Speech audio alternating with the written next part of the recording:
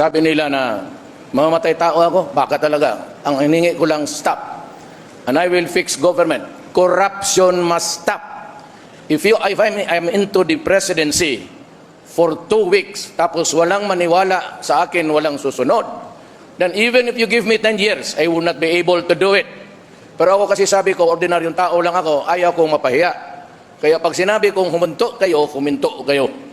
And for those really, na alam ko na, I have one word for all of government dito sa Pilipinas. Stop. S-T-O-P. Just stop. Just obey the law. And for the civilians, wala kong hingin. Sabi nila, may extrajudicial killing. It's not that. It's really the interest of the country. Gagawin ko po yan. I will stop corruption, walang droga, kung maaari lang, maubos ko. Pati tao, okay lang sa akin, sabay na sa droga.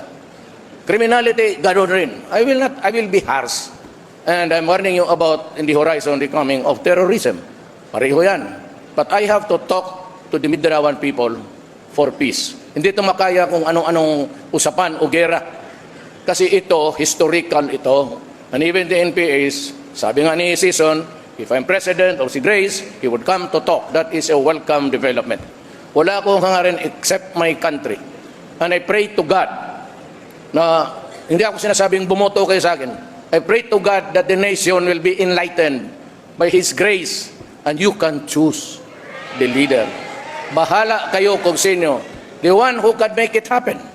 If yung dito sa mga tabi ko, they're worthy. And they can make it happen, I suppose.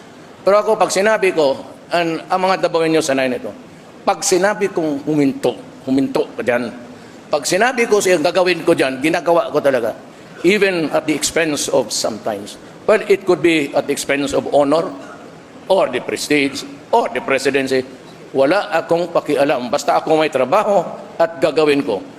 Yung tanim-tanim ng bala, hintuan talaga nyo yan. Unless you are ready to swallow the bullet. And I will make you do it. Kung hindi nyo alam yan, pupunta kayo ng Davao. Marami ng coin doon sa Central Bank na kinakain sa mga na hindi maniwala. I'm a very impatient man. Wala nga akong ipagyabang eh. Pagyabang ko, trabaho lang. I never claimed any greatness. Wala akong recognition sa school. Hanggang high school, 75 lang lahat. Okay lang yan. Pero noong naabogado ako, medyo matino na ako.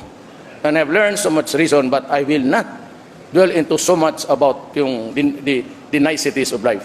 If it is the interest of the nation, I will do it.